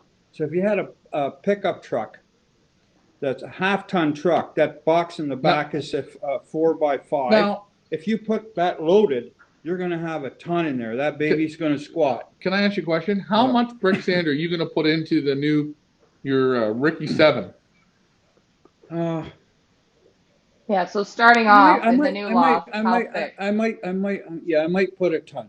You're going to put a ton. Yeah, and I want to get that brick sand when it's dry too. Right. I don't want to go after rain. You know, when the guy scoops into the pile, you tell him you want it up as high as you can. Because when the rain comes, if it's raining, the rainwater goes down through, right? Right. Oh, good. So these are good points. Right? You want from the top. As high up as you can go. I need it dry. Dry brick sand. Right. And you're not going to pay for water. But usually those places, they have a flat rate. Right. If you get 2 bushels of brick sand or 3, you can go get it by the bushel if you want. Right? Yeah. It's probably $35 flat rate. If I go in and get 5 ton, it's 5 times 35. Right. Right? So that's what I'm saying. You could get bushels of it if you want to just go get 4 or 5 can I ask you how thick can you show with your fingers when you're starting off in your loft? I would say about maybe 2-3 inches thick. Of brick sand. And that creates that creates a nice air space, and then away you go. Mike Vanderyak used to mine his own brick sand from the earth. It became scarce to find. That is one reason I quit using it. Mike He must have washed out the clay. Listen, in life, I've learned one thing. Okay, I've heard about Moses and Jesus, and now guess what, Mike? I believe it. He got sand, and he probably washed the clay out, and got brick sand. Because all sand has clay in it. Does he make? Hey, Mike, I have a question. Do you make your own forks and knives? No. Okay. Well, maybe there was a time when brick sand was scarce. I don't know. Whatever. Now I think it's fairly easy to come by if you just go to like a gravel sand yard or landscaping maybe, or place where they do interlocking might have it. Yeah, that's right. Hold on. I checked something on Google. The only thing I'm going to say. Mike's family was the one that created the wheel. Okay. Mike, we love you, Mike. We love you. The only thing I'm going to say is if you go to a landscape yard, they're going to say, yes, we have brick sand. They're going to have bags like, I don't know if you can see. Yeah, they're going to have bags. 50-pound bags of it, clear bags, already made and stuck there. It's going to cost you $20 for a bag, $12, $50 for a bag. Right. Where if you go to local Gormley Sand and Gravel here, flat rate $35 a ton. Well, if you tell the guy, can I fill 10 bags up? Okay, Dad. And you got a quarter of a ton. Guys, shop around your local area to get your best prices. I don't think people are complete morons, Dad. Don't get ripped off by the brick sand. It shouldn't be, you shouldn't be spending $1,000 to put brick sand in your loft. And if you go to a landscape yard, you're going to say it again. We just told you. Stop. A nursery, they smell you coming, man. Yeah, they smell you coming. Okay, Tony. My understanding is that some animals don't like to poop where they lay, dogs, cats, etc., whereas for some others it seems almost like their poop is good for them, for example, pigeons, chickens. It seems like they make their nests with them. Maybe they get insulation through it. I'm not sure, but that is how it seems to me. Yeah, I believe in what he says. Tony's right. Listen, pigeons, you won't find them living where it's wet and damp. You will not do it. No, but and the pigeon dropping, when the bird is healthy, how is it dropping on a pigeon? Bone dry. It's good. It's good little droppings. And it creates, again, immunity. And I'm going to tell you, the best nest bowl is a pigeon nest bowl. Is about this after the 6th nest of young ones. Now again, it turns into a clay. Now again, if you're in the market of selling pigeons, you want to have your boxes clean and new nests every round. You don't have to. But if you're into that market, then you do it. So it looks good for your guests that come in, or if you're doing shows, it looks good. And that's the truth. Okay, Robert Daughtry has a question. So once you put the brick sand down, I think this is what he's asking. Do you rake it once in a while, or do you just leave it? No, I'll rake it once in a while until you get quite a bit of droppings in there, and then you'll see how it is. You'll see how it's going to come. I've seen his loft. He's got one loft. He's got his little satinets, Chinese owls. Yeah. Okay, it's a trailer. I am not lying, Leah. I'm not lying, people. He's got dry litter in there, 2.5 feet deep.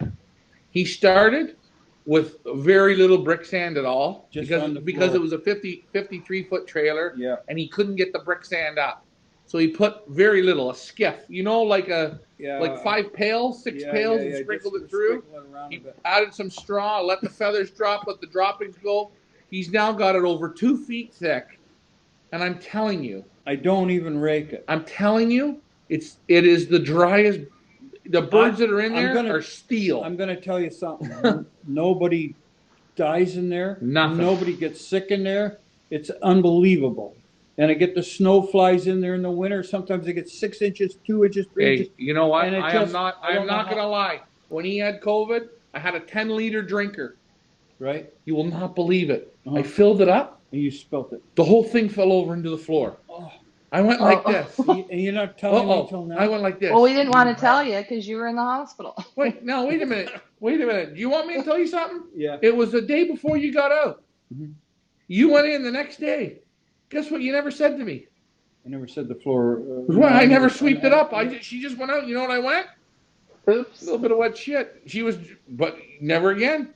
And that was but again, he had it 2 feet, eh? You have it like this, guys, anybody wants to buy it, the market's now. We can get it out of the loft. We can't even get it out. Go ahead, back to you, Leah. Scott Reed said that he bought traction sand from Home Depot. I don't know what traction sand is, but if that works for you. I wonder if it's got a lot of salt in it. Can I ask you, Ricky, would you use beach sand? I would. Yeah, I would use beach sand. So anybody that's down in the U.S., I mean, it doesn't matter if in New York, New Jersey, Wherever there's a beach, go and use it. Beach sand's got salt in it, and it's washed. Yeah. It's washed. Don't be like Right. trespassing on somebody's beachfront property with your shovel and your wheelbarrow. I can just see it now. Just Somebody send the taking bill loads, to me. wheelbarrow loads of sand But to their that car. fellow that bought the traction sand from Home Depot again, he's getting burnt for that bag. Right. Yeah, he maybe paid $10, $15, $20, who knows? You can get for $35 1 ton. Okay. Over here. Well, we get it. Okay, so that's good. Wherever. It's got to be. Again, and if you're real frugal or you're saving money big time, Mike Vanderyak, he is on the FB. Send him a message. He will tell you, forget mining for gold. You're going to mine for brick sand. He'll give you the ins and outs on how to do it. And remember, guys, his family created the very first great invention, the wheel. I'm thinking that Mike is a little bit of not telling us the truth. Guys, he was actually sifting for gold. He was sifting for gold and came across the sand. Okay, getting sand out of it. Back to you, Lee. Ian Civil, beach sand in Ontario is not good. It holds the water. I'd probably agree with that, because you ever walk on a beach here and it's not like that nice powdery white. It's just like muck. I could agree with that. Oh, Scott Reed's. Okay, I am blonde. Scott Reed, I did not know what traction sand is. I've always driven a 4-wheel drive vehicle, but traction sand is that when you put the shit on the ground for traction in the snow, folks. I've always had 4-wheel drive. I've never needed traction sand, but thank you very much for clarifying that. Sorry. Ian Sybil, different than ocean sand. Yeah, I would say that Ontario beach sand is different than ocean sand, 100%. And you want me to tell you something right there? Well, right there. That's a good point. I didn't hear it. Well, Ian makes a good point. Right. We're not here at the ocean. Lake Ontario or whatever, Lake Simcoe, that's not the same beach sand as ocean sand. No way. Because ocean sand is built basically off the sea, the coral or the seashells or whatever. Good point. So guys, remember, anywhere in the U.S., go by the ocean and take it. Any bills you got, just send them to me, and we'll take care of it. Yeah, not. Okay. Dry litter. Have we clarified dry litter for everybody? You guys, like I said, are going to be able to follow along. Walk Manage Richard's dry litter experience this season in Pioneer One Loft. Hopefully we've answered your questions about dry litter. If you have more questions, you guys know what to do. Put them in the comments. We're going to move on because we've almost been on for 2 hours. We have Ricky's show and tell, and we have to do, because I know Mike Vanderyak is ready to roll on this. Let's do the points. I'm going to do the points finally for the 2021 Team Challenge. Here we go, guys. I know Mike Vanderyak's been waiting. Here we go. The winning team for the Team 2021 Pioneer Team Challenge is, with 63 points, the Yellow Jackets. There they all are our little soldiers. The Yellow Jackets have won the 2021 Pioneer Youngbird Invitational Team Challenge. They got the most amount of points throughout the season. Everybody on the team is going to get a 2022, Pioneer motivational calendar. They still have not printed yet. I got in an argument with the people at the printing place, and now I have to find a new printer. So I'm working on that. We're going to get them printed up in the next couple weeks, but I can't deal with people who are rude, so I had to cut them off. But they are coming. Congratulations to the Yellow Jackets. You're all going to get motivational 2022 Pioneer calendar. Let's give a round of applause. And Mike, since you're always on the ball and always out to get points, maybe I'll throw in a calendar for you too. Well, hold on, Leah. Hold on. I don't want you just throwing all calendars out there. Since Mike is saved so much money on the brick sand, Mike, please PayPal me over, send friends and family, and I will make sure you get an autographed calendar. I will autograph it personally for you. Just send your payment over. Leah, how much is it to get one of those fantastic calendars? Because I know Mike wants to buy one. We can't remember. We can't give everything away for free, but I will give Mike an autographed calendar, me and LMR, and I'll even get you, Leah, to sign it. How much are one of those fantastic calendars? $20 for Pioneer Motivational 2022 calendar. Coming So what's to the clubhouse as soon as I find a printer who doesn't annoy me. what do you call that caption for November on this year's calendar? Do you know what it is, I don't know, and I can't see that far. So congratulations to the Yellow Jackets. Ricky Show and Tell is up next. Ricky Show and Tell, what are we showing today? Well, we picked Ricky. Go grab the blue hen, and I'll show her on here. The show and tell for this week, me and Ricky have gone through, or Ricky's been going through. It's Mike. Leah, I'm going to butcher the last name. I don't like to do that. You know the last name. Can you look at the other calendar, please? Or the other calendar, Jesus. The other camera, please. Thank you. There we go. First, Ricky Show and Tell. Mike Katowski. This week's Feather Sleep Pigeon Auction breeder. One of them. Loft Richard was at the open house on Saturday and was going through the birds. And he said, you know what I'm going to show for the show and tell? I'm going to show a couple auction birds because he was so pleased with them. This is the first one. And Loft Richard's going to tell us why this is your pick. Yeah, go ahead. Okay, so Ricky, Leah wants you to tell the lovely audience why you picked this bird for Mike. She's buoyant, unbelievably buoyant. She's got a great back. She's got a good fight. Feather is great. The wing is very nice and tight. She's got a nice step here in the wing. You see? Mm-hmm. Look at that step. Very, very nice pigeon. Small pigeon, compact pigeon. This pigeon feels like it can fly for hours. Vents are perfect. Eye is super. The keel just goes right back. Very, very nice. The eye is super. She's one pinned. Nice pigeon, overall buoyancy. I like it. You know what? If I'm looking for a hen, just, you know what? You know, sometimes you say to yourself, I didn't need to buy that pigeon, but I did. You know, this is one of those pigeons you go, everything's right on it. Give it a swirl. I don't think you're going to go wrong with her. She got an eye sign to stop a truck. Mike, you know the hen. There's that 2-second rule in the hands. 2-second rule. Oh, that didn't work well. Let's see how I can show this here. Let's do this, and this. There we go. So here, I just want to show you guys on the website. This is a pigeon that we're talking about. Lot number 5 in the Katowski Racing Pigeons online auction. Open now at fipa.ca. And you know what I will say? She's got the Uno lines from Xavier Verstraete. Yep. I know those are pigeons that Ricky likes. And also nice a proven breeding hen, by the way. Breeding. She is a 2014. Look at her. Wow. Beauty. There's the first one. And you know what? You picked a nice hen. And she got the vibration for her size. She's got good muscle. I tell you, when I see the pigeons being handled like this, I think of Macaroni pigeons. This is a hell of a nice pigeon. Another thing I'm going to say is she's a 14. So she's what now? 7 years old now? 7 years old. Yeah. She still feels like a 2-year-old. Do you know what I mean?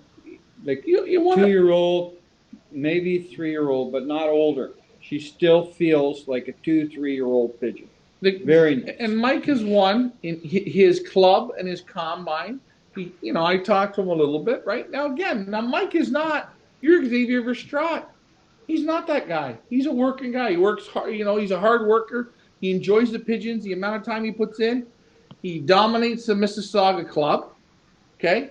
He's won, in the last 30 years, about 35 to 40 combine races. Okay? He's been champion in his club, champion average speed in his club numerous times.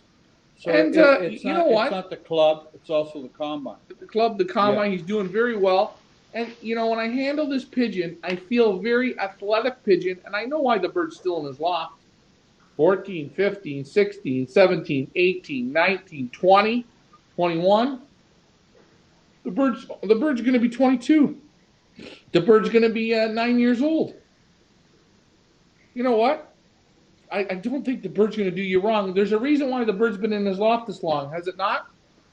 Well, the other thing I'm going to say is a pigeon that feels like a 2 or 3-year-old when it's 7, right? Mm-hmm. What should I say? They keep that strength. It's in them. Yeah, it's in them. It's in them. Right? I got the what's his name? The seagull cock. He's 13 years old. He feels like a 2-year-old. Hey, Or listen, maybe a 3-year-old. listen. A 3-year-old, he Pigeon- actually fills out a little better Well, hold than a on. 2-year-old. Hold on. Right? The seagull. Right? Hey, everybody watching, bring your pigeons. Put them up against him for hand to hand. Right. He destroy You 99% you of think them. he's 2-3 years old. He fills. I Yep. keep him going with the hen. But there she is. Hey, you know what? Would you pair this to the seagull? I would. Look at her. Look at the balance in her. Yeah. Yeah, she's beautiful. Frank Eichhorn says that a good match for that lot number 5, and I'm just going to put it up here and see what you guys think since I have info up. There we go. He says lot number 4, this handsome fella here, let me just go full screen so you guys can see, would be a good pick for that hen, which is also a 2014. Look at this handsome guy here, again from Katowski Racing Pigeons. I love it when they get more mature, and then you see that beautiful waddle there. Let's just open this up so we can just have a look at this handsome fellow here. Look at that. I just love it. I think it just looks very distinguished, and I don't know. I have a soft spot for the older ones. But. And I said to Mike, I thanked him. I said, boy, that was the easiest 10 lots I ever photographed. They went in the box. They stood there. You know what they said, everyone that went in the box? I'm in the box because I've been here for a reason. I'm not a dud. I'm not a call. I'm not an extra. There we have it. So that's Ricky's first pick. Loft Richard was, yeah, we just showed lot number 5. Mike Vanderyak says, oh, and then we have some questions. Let me get to them. Mike Vanderyak, lot 3 cock with lot 9 hen is my dream pick. Well, the good news is, guys, and before we show Loft Richard's next show and tell, just want to remind everybody, tomorrow night on Feathers League Pigeon Auctions and as well on our YouTube channel, we will be live with the breeder, Mike Katowski, from Katowski Racing Pigeons. He will be live in the house with us tomorrow night at 7 o'clock on our Feathers League Pigeon Auction Facebook page as well as our YouTube channel to answer all your questions. We're going to go through all the lots. We're going to talk to Mike. We're going to talk about his pigeons. We're going to show the pigeons. So join us over there if you guys have questions about his auction, which closes this Friday night, starting at 7 o'clock, FIFA.ca. Let me get to the questions before we show that one, Ryan. Carlos says, Elamar, how long would a hen be fertile and good for breeding? How long? I would say maximum 11 years. Yeah, I'm gonna say. That's what I'd say. I'm gonna say on your average from 8. We're gonna say from 8 to Well, 11. he Now, says how long? how long? Hey, listen, I was at Mark Codwell's. I handled the grand hen at 17 years old. A hen? She felt like her. You know, it's all in the family. It's all in the genes. And again, I will say the one good thing is that's not Mona Lisa, where she pumped out in 4 years 150 eggs. So the factory's done. Yeah. He brings 6 babies a year off her, maybe 8 babies a year, 6 babies a year, and she gets the rest. Yeah. Handling that hen, I expect that hen to fertile. And again, he's going to be on the show on Thursday. You can ask him, say, if Tuesday. it doesn't fertile. Tuesday, sorry. Tuesday. Sorry, I was on the wrong guy. That's okay. Glenn Thornley asks, how long will that hen keep laying? Most of my hens don't last past 5 due to hawks. Oh, but he's letting them out, right? Yeah, letting them out. Yeah, I would. Now, this hen here, if you're purchasing this hen from the auction and it's a 2014, or you're purchasing a hen for breeding, you're not going to be letting it out, right? Because no, 100%. Don't. You know what? Hens that you want to breed out of, or you have them at stock, like stock hens, I wouldn't be letting them out because the hawk, maybe it goes for a fly, hits a wire, you're going to lose her. Right. You're going to lose Brian, her, right? You have a pigeon feather on your nose. Just FYI. Oh, yeah, there you go. I had a hen, I had a hen that I raced pretty hard, and she stopped laying eggs when she was, 3 years old, but she lived to be 17. She flew till she was 6. She didn't feel old. Oh, she didn't feel old. She lived to be 17. I lost her. She didn't die in the loft. I lost her in one day in the fall, October. I shouldn't have even let them out. I let them out for a fly, and a hawk picked her off. Like, and she was still beautiful, strong, 17 years old. Who do we have there? Your second pick? Or your second show and tell? Yeah. Me and Ricky both picked this one. I like the name of the bird. I like the band number, 1212. I like the name, Inbred Ace. I don't feel an inbred pigeon here. Ricky, you liked it for the same things I liked it. Very sharp little hen. Mm-hmm. She's buoyant. She's strong. You know what? Look, you see, Leah. You see the basket condition on this hen? Yeah, let's blows right up. Before we talk about her, let's just say who the bird is from. That is the 1212 lot number 7 in the V&V online auction, running now at feathersleypigeonauctions.com. In case you guys didn't know, this is our other featured breeder that we have. There we go, V&V Lofts online auction. Let's find her here. And Ryan, go ahead. Sorry to interrupt. Lot number 7. Have a look at her photo. What is it that you guys like about this one? What do you like about her, Ricky? I like she's very buoyant again. She's a small hen. She'll if you get a larger cock for her, it's going to be good. She's a 21, right? Yeah, she's a 21. Yeah. She's beautiful, and she's so round. She's got great muscle. Forearm is tight. I like it. She's got still 2 pins to go. You see? Yep. Right there.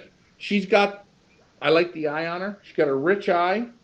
She got good vibration. Man, I can feel her. You want to know what? The health on this pigeon is just super.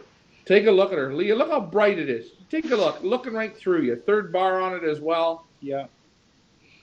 Whole lot of information on this hen over at feathersleypigeonauctions.com. If you go and look on the details portion, Bill Vulgaris really took the time to give all the great details on these pigeons. Now, you said it was an inbred, Ryan. Shall we just pull up the pedigree, and maybe we could take a look at the pedigree, and maybe people who don't know pedigree reading or how to read a pedigree or how to tell if a bird is inbred or not, maybe what I'll do is pull up the pedigree here so we can have a look at it, if you're okay with that. Mm-hmm. And once I get it pulled up, I tried to download the PDF, and now it's giving me a hard time. Maybe I'll just look at the photo. Let's look at the photo of the pedigree. Let me get it into the big screen here. Let me see if I can see where we are inbred. Do you have the pedigree there as well, Ryan? We can look together.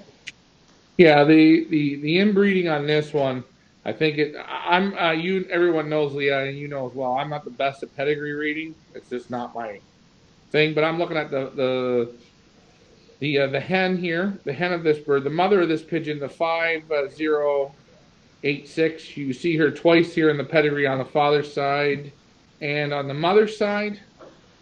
I mean, it's not super heavily inbred, but it's there. Right. So some breeders you will see on this pedigree, some pedigrees are vertical, meaning they go up and down, and some pedigrees are horizontal. This is an example of a horizontal pedigree. If you look at V&V Loft's pedigree, you will see on the top portion of the pedigree, you will see the pigeon's band number and then just a small little blurb about what makes this pigeon special. If you move down here further in the body of the pedigree, you will see again the same pigeon's band number. This tells you the information on that particular pigeon. Oops.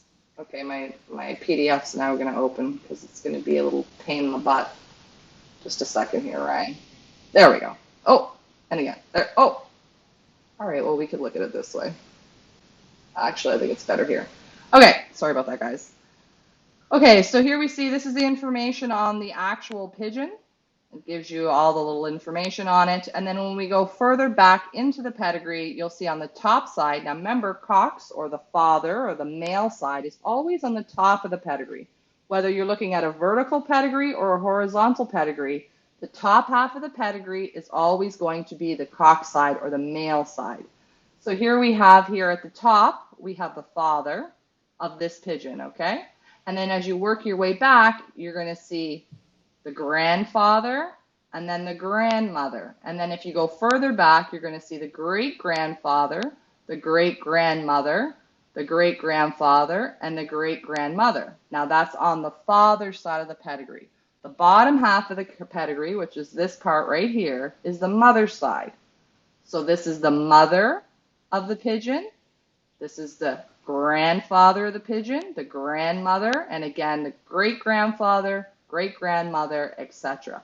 Now, some breeders, they will highlight for you important birds in the pedigree.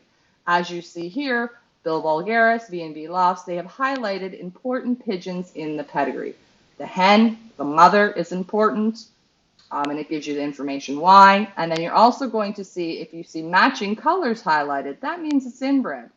So here we have this same mother is in the back half on the father's side, is the great-grandmother. See how that works? Is that totally confusing? I probably just totally confused everybody. So what Leah's saying is, on the father's side of the pedigree, the top half, the great-grandmother is the same mother right there, right? That magic number 5086. She's not only the great-grandmother, but on the mother's side, she's the actual mother. So here we have, basically, it is a great-grandson mated to the great-grandmother. Does that make sense to everybody? Let me know in the comments, or if we're totally confusing you all. I hope not. But that tells you that the bird is inbred. When you see the same number on the top and on the bottom, that means it's an inbred pigeon.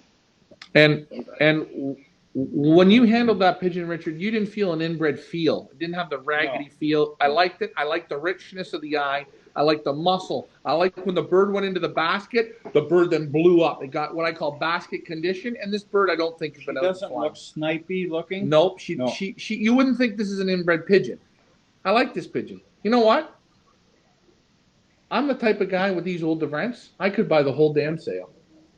And that's another thing, yes, that we should remind everybody that V&V Lofts do specialize in different lines. Now we're going to find out all about different lines, who they are, what they are, when they started, and why they've been so successful for V&V Lofts on Thursday when we have our breeder question and answer with Bill Vulgaris. We're going to get into the difference. I'm not all that familiar with the different lines. I did do a little Google search, found out that it's a very, very, very old name. In Belgium, 1880s or something like that. But I'm really interested to find out about the difference because they've done extremely well for V&D, and I know that they're well renowned, all over the world. Sorry, are we still here, or am I talking to myself? Ricky's trying to whisper to me like he was in church. Ricky's asking a question. Okay. No. And there's some guys on here, and this is a really good question. Is that pigeon line bred or is it inbred? I'll leave that up to not Ricky, not me or not Leah, to you, the audience. Line bred or inbred? What is that pigeon? Take it away, audience. Oh yeah, question. Now that we've looked at that pedigree, is that a line bred or inbred? Ricky says it's line bred. I'm going with. Well, isn't line bred an inbred? I'm going with inbreed. I'm going with inbred. I'm going with inbred. It's an inbred. If you've outcrossed, you haven't bred. He wants to get his earmuffs back in, Leah. Tracy has a great question. Can inbreeding pigeons lead to deformities and mutations like in other species? Can you tell him to put his muffs on before he starts rambling? Okay, let's go. Because she's talking, and you interrupt her because you're jabbering on. You can't hear her talk. Put your earmuffs in. Listen to what she's saying. Can inbreeding pigeons lead to deformities and mutations like in other species? Sure. Yeah. Everything. You'll feel it. And the harder you inbreed, if you took two babies, made them together, take those two babies, made them together. You keep making them together, you see the bodies will go down. You get birds with 10, 12, 14 flights, third toes. They're not healthy. Web feet. They just turn into little rats, sort of. It's just, Tracy, you get it. So I said that line breeding, not inbreeding. That bird's inbred. It's inbred, but it's in the family, but it's not direct. As direct. It's a great grandson mated to his great grandmother. But I think what Dad's saying is to be more inbred, it has to be like father-daughter mating, or father-daughter maybe mating, mother-son mating, or mother-son, brother-sister mating. I think what Dad's saying is because it's further down on the back of the pedigree that it's more that you're breeding for a line. So in other words, Grandma was mated to a different cock. Okay, we get it. And right? Where we get it. I think happened to Mike? Now that I think about it more, it is line bred. If it was inbred, it would be mother-daughter or brother-sister or and then brother-sister, and then right. So it is line bred. Sister. We'll go with line bred. Yeah, you're right. Okay, I got all carried away in the middle of the show. I'm sorry. I'm an expert on. You know what? I'm still trying to figure out. I can still tonight when I go to bed, I'm going to dream about Mike Vanderyak making his own brick sand. I've always, for the last 3 years, I've just been calling everything inbred. Line breeding was like a whole new thing. Last week on Dave Ottaway, you talked about line breeding, and I'm like, oh God, I've always called them inbreeding. What the hell do I know? I just sell them for a living. Anyway, moving on. Glenn Thornley has a question. He says, if I was looking for a good line of sprint pigeons, what would I be looking for? Kittle, Dennis Sapin. And Kittle is the big, sexy, hot name. That's the hot, sexy name. That is. That's like your best Coca-Cola. So but if you want to ask the question, what sprints, is he going to be looking for? You're looking for not Dennis. Who to buy him from? Yeah. What am I looking for? Yeah, he's asking what should I look for? Oh. Not what. Who should I buy from? So he's going to go around looking for sprint pigeons. Sprint pigeons. You want you want pigeons. I think off of a fast course, and guys that specialize in sprint pigeons. If you're looking at imports, I would buy guys that specialize in sprint pigeons. So, but if he's looking for a pigeon in sitting on the bridge, and say, oh, that's a short distance. How in the heck would he know by looking at a pigeon sitting on a bridge whether or not it was a sprint pigeon? We're not talking. He knows that. Ricky, he knows that. He's pretty professional. Ricky, I think that's the dumb question of the night. So you're looking for a sprint pigeon. I'd say a larger in the front pigeon with a look for sprint pigeons. The pedigrees of sprint pigeons. Yeah, look for pigeons that excel in sprint distances. That's right. In short distances. That flies 14, 15, but that doesn't 16, mean it's a sprint 1,700 meters per minute. That's more apt to be in the sprint, category. Right, I agree there. Yeah, like meters per minute. Right. A long distance pigeon is not a sprint pigeon. A long distance pigeon flies more like 900, 1,000, 1,100 meters, maybe 1,200 meters per minute. Right. The long distance pigeon won't fly. It's less apt to fly 1,700 meters per minute. Is that not correct? I agree with you. Now, some exceptional pigeons will fly. They'll fly sprint and they'll fly long. And that's where we had with the Dave Ottaway.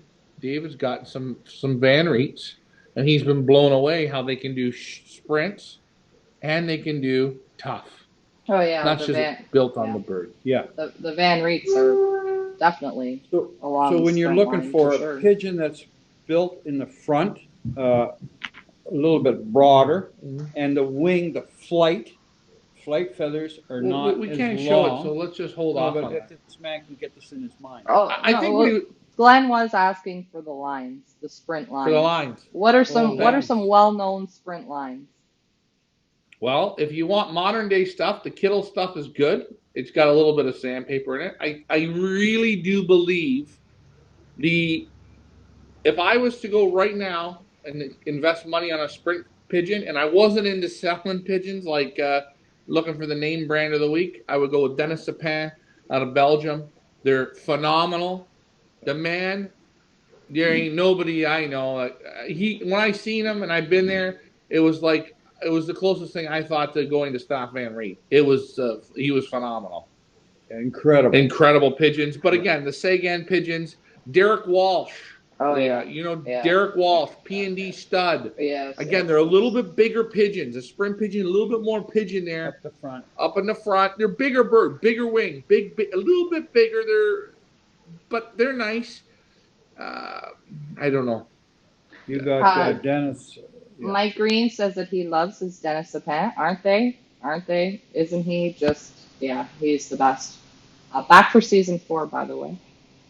Coming in early in January. Oh, and I'm not going to forget one of my favorite families from the Netherlands. Right.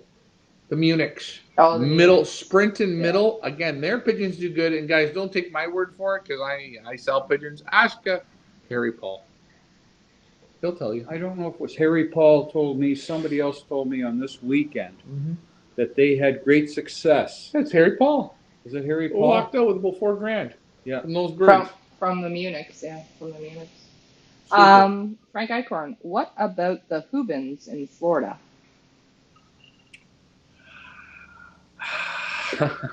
Is he talking about closing, or what? He's talking about Hubin, and again, Hubin is related to Yelly Rosier's cousins or something. I don't know the whole story. And Gallo has great success with the Hubins. Dave Closing has great success. Another plug for Feathers Late, Gallo Lofts. We will be doing an auction for him probably before Christmas at this point, or in the new year. That's another one to watch out for. He's a super flyer in the States. Not only a super flyer, a great guy. Just a good I like human. him. Yeah, superhuman. And you know what? He's one of the, I hate to say this, he's one of the guys, he takes himself out of a situation and looks out for you. He's a good guy. So what you're saying is he shoots right from the hip. Yeah. And this guy, anytime, I got no problem buying him dinner or going out for dinner with him or giving him $10,000 because you double your money back plus more. He's that kind of guy, and that's the kind of guys we like to represent. But his pigeon on a fast course. Fast course, he gets the results. The pigeons are good. They're nice. They're balanced. He got real good stock sense. But the Hubin pigeons, I like Gallows. I don't know enough about it. The birds from Yelly, I haven't handled enough directs right from the tree to see where it is. Everything I'm handling, I don't like them. Same with those gladiator pigeons. I just don't like them. But I haven't been and handled the cream of the crop. I handle everyone's this is out of the great-great-granddaughter of gladiator, right? Yeah. And I made it back to my parrot. I made it to my parrot. There you go. It's the same. You can talk to someone and they say, well, okay, what do you have? And they say, well, that's from Jansen. This is a Jansen. This is a Jansen. Well, Jansen hasn't. They're so far from Jansen. If Jansen comes and handles those birds or look at those birds, now they're going to say, I'm sorry, but I don't know what happened. About 2 years ago, Dean Pallett messaged me. We were talking because we want to work with him. Yeah. He got the yellow pigeons, fantastic pigeons, very good stock sense. And I showed him the seagull. I brought him out and showed it to him on camera. And I could see it came right to him, his original Van Rees. Did he? You could almost started crying. Almost. You could see. Yeah. He went, fuck, that's my pigeon right there. Those are my old Van Rees. He bought everything directly from he bought Staff Van Reed out. If I had the money today and I wanted sprint pigeons and I was Dean Pallett back then, I'll buy out Dennis Sapin. I'm done. Dennis Sapin, yeah. Dennis Sapin. He's so strict in his flying, you will not believe it. He gets 10 pigeons on a drop. He wins in his club. He takes the first 10 positions, or maybe even in the combine. Yeah. So you'll see it. We have it right here. The book's right there. Yeah, go ahead. He gets 10 pigeons on a drop. He wins the club. Yeah, keep going. He only looks at his first pigeon through the hole. That's when the race ended. That's it. The The other pigeons that landed on his own board, they get like a second-degree grading. Yeah. We're talking And about Dennis. he doesn't stock a pigeon till it's flown 4 years and done that work. Who are we talking about? Dennis Sapan. The man had, when we showed up, before we looked at any pigeons on the kitchen table, I am not lying to you, there were stacks like this. He had 2 or 3 stacks. Kim from Herbots was there. Results. You look, if these birds don't look like they can perform to you, don't come out and look at my birds. They were that damn good. Dad, the book's in the basement, just leave it alone.